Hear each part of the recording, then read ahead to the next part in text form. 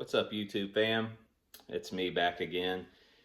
Today, I just want to talk about it's been a month and a half since I ruptured my Achilles. It was January 23rd, so a month and a half to the day. Um, I was waiting for insurance and everything to kick in, and then eventually I just said, heck with it, because my Achilles wasn't going to heal right. So I ended up, I'm going to go the conservative route and not get surgery. I had a meeting with my actually surgeon yesterday, and I was planning on going the conservative route anyway, but he said at this point I've waited too long, and they like to have surgery within 2 to 3 weeks at latest, and it's already been, well, like I said, a month and a half. So I'm going the conservative route. Well, actually, of course, I'm not a doctor, so whatever I tell you guys, I'm just giving you tips and pointers of what I've been through so far. So don't do anything, without your doctor's advice. All surgeons and doctors and everybody's different on how they take this approach. So on your Achilles attaches, of course, to your calf muscle. So your depending on your gap down by your heel bone, if it's like that or maybe about like that, they measure it in like centimeters of your gap. So if it's lower, they can do surgery and they can anchor it down, and that's how they do surgery for that. Mine was high, so it was up closer to my calf muscle, which when they're like that, they prefer you to go the conservative route because it's hard to attach and it just usually don't work out well. So for me, it ended up being the conservative route anyway. With that being said, I'm already behind because whether you have surgery or you go the conservative route, it's non-weight bearing for 2 weeks, which means you can't put like any pressure on that leg for 2 weeks. So it's kind of funny. What worked best for me was actually, it's funny, but it just crawling. Because if not, you're like trying to hop on one leg and you're like trying to pull yourself up. It was just so much easier just to crawl up the steps and then go down on your butt. It was just, that was easier for me, and I didn't have to worry about falling or anything else. And if you don't have one of these, get you one of these bad boys right here. It helps so much for your just getting around and stuff, the knee thing. Luckily, my mom had one from when she had her hip done, and she messed up her foot and had to have surgery. So them are definitely a lifesaver, getting around. It's them crutches get old after a while. Your armpits get, they get sore and everything. So anyway, with that being said, though, I am going the conservative route. I'm actually meeting today for the first time with a physical therapist to just get some exercises. And I didn't want to do anything on my own, of course, because, I don't want to mess anything up. But that's usually the rule of thumb. And they still will do surgery if it is up higher, but it just depends, like I said, on the surgeon. Some will, some won't. Some prefer the conservative route, some prefer surgery. It just all depends. But I will say this: if you have surgery, you're going to be off your feet, non-weight bearing for 2 weeks anyway. But the quicker you can get in, unfortunately, mine will probably never heal right or as good because I waited too long to get in. You have this thing, it's called the sheath. It's around your Achilles, your tendon. And so what happens is once you go in early enough, they'll put you in a caster boot. And like the boot I have has the wedges. So you always, when you have Achilles injury, you always want to have your Achilles facing like pointed down, like women that wear high heels, or I mean, I'm not saying that far, but ballerinas, things like that. You always want your toes pointed down, because what happens is pretend this is your calf and your leg. If you're doing this, you're pulling that Achilles tendon down, you're stretching it. So when you're down like this, your Achilles is coming back together, and that's how you want it to heal. You want that sheath and everything to come back together. So it's kind of like this. They're coming back together, and that's how you want them together. If you're doing this with your foot, it's stretching it. So you're not getting them to come back together. So whether you have surgery or not, sometimes after surgery, or in my case, going the conservative route, they'll put you on a blood thinner, or they'll tell you to take aspirin. Well, unfortunately, I got a blood clot in my right leg, and so I'm on blood thinner now. I'm on Eliquis, and so try to prevent that. Just try to wiggle your toes and things. This is another reason why the Achilles takes forever to heal, because you just don't get no blood flow down there. It's just clear down there, and it takes forever to heal. You know, if you got a bicep tear or something, you know, that's around your heart, you're getting a lot of blood flow, and down there there's hardly any blood flow down there. So try to wiggle your toes. Of course, you know, upright, the Rice method, the rest, ice, compression, elevation, that's always good. The first couple, I'd say the first 3 or 4 days, I was taking Advil.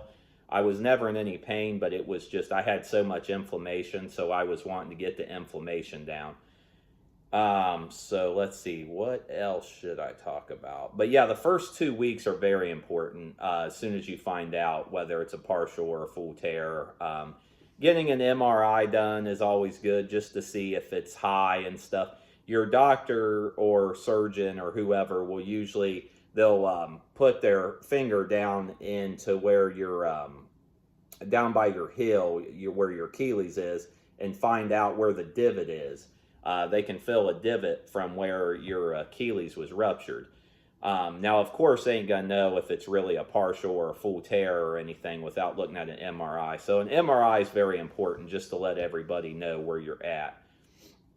So I would say that's, you know, one of the best things you can do. X-rays don't really show anything. Your MRIs is what's a lot more important on this. And then so then whether, like I said, you go the non-surgical route or surgery route, you're going to be off for 2 weeks non-weight bearing. And then they want you, and this is where I'm behind, this is where they really wanted you to start doing weight bearing. You know, not nothing crazy, but just kind of getting some weight on your leg. But yeah, that's mostly what I would say. Of course, once again, I'm not a doctor. I'm not saying get surgery, don't get surgery. It's really all up to you. If you're like a professional athlete or anything like that, and you're going to be running and jumping, then mostly all of them do get surgery. The re-rupture rate, from what I've researched and talking to my surgeons and stuff, the re-rupture rate isn't that much worse compared to non-surgery compared to surgery. You know, there's a little bit more of a chance for a re-rupture, but it's not, studies have shown it's not, you know, way overboard. Like, yeah, you're definitely going to have a re-rupture if you go the conservative route. So, but that's where I'm at right now. Like I said, today's a month and a half in, and that's the best pointers I can give you. A lot of people will wear their boot until they get into the shower. That's another thing. A shower chair, if you have, that's great for this injury, because you can get into the shower and then sit there and then take your boot off. Once again, I just crawl in there. But like I said, to each their own, whatever works best for you. But yeah, it's just a long, drawn out process. Mentally, physically, you know, you take things for granted. Like, you know, all you want to do is walk. Like, you wake up every morning and you go to work, or, you know, you play a sport, or you do whatever, you know, you go out and walk the dogs. It's just, and then when you're laid up, you realize, oh, wow, it would be great just to be able to walk. And it's just, I don't know, I guess it's just one of them little things you take for granted. Like, I guess if you'd have a hand surgery and, you know, you can walk, but you can't use your hand, or if it's your arm's broken, it's in a cast or something like that.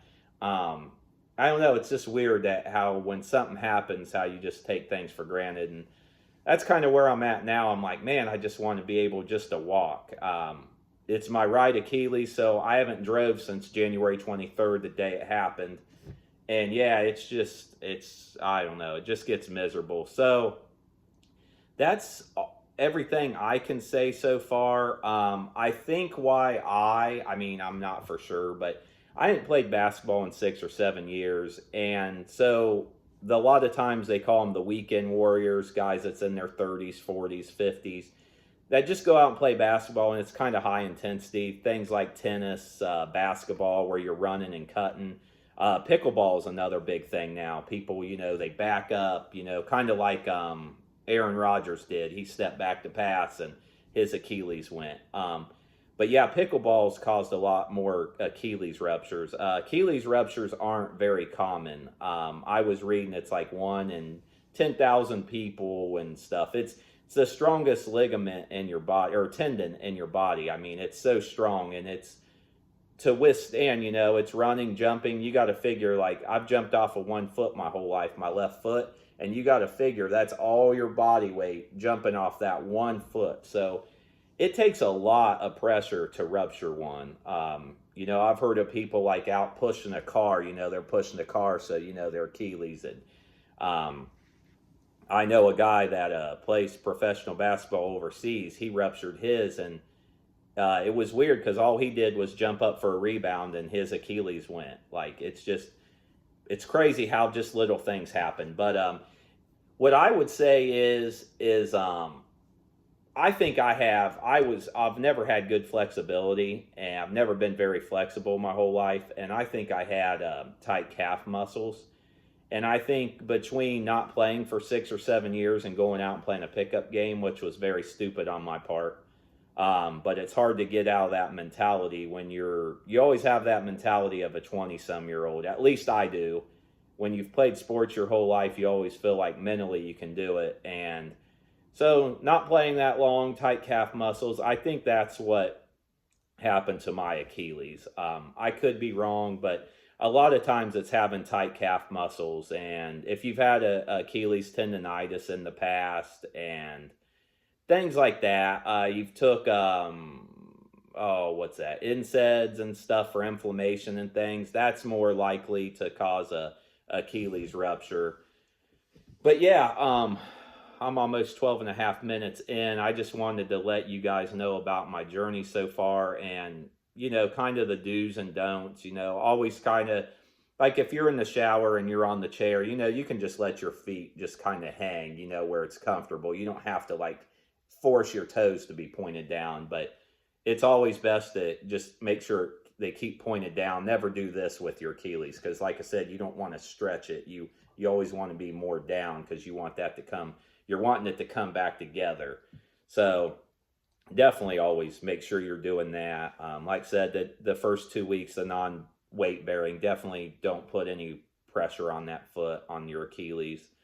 And then from then, like I said, I'm different because I was waiting for insurance and all that. And I just eventually said, heck with it. It's not going to heal right. So like I said, I'm already behind on everything, but just pretty much do that. Just be very careful. Just remember it's a very slow, long process, but it'll be great once it's done. And try to keep, it's been hard for me lately mentally.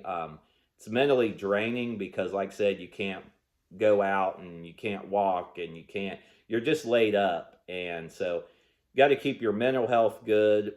Oh yeah. And if you are on, blood thinners and stuff, not saying once again not to eat these foods, but like things like salad, multivitamin, definitely check with your doctor and surgeon, because like salads, of course they're healthy for you, but they got vitamin K in it, and vitamin K can make your blood clot. So you don't want to be going against your blood thinner, or if you're taking aspirin or whatever, you don't want to be going against it. So I'm just saying, like, if you eat a salad and you're taking a multivitamin, which, like I said, for the normal person and somebody working out or training or just eating healthy, that's good to do that. But when you're on blood thinner or you're taking aspirin to try to keep your blood thin, I mean, you don't want the vitamin K clotting your blood while you're trying to thin it. So that was another topic I was going to bring up. So just talk to your doctor and surgeons about that. Because yeah, you don't want to be clotting your blood when you're trying to thin it. So yeah, definitely keep your foot upright as much as you can. Rice it. Just try not to get a blood clot like I did.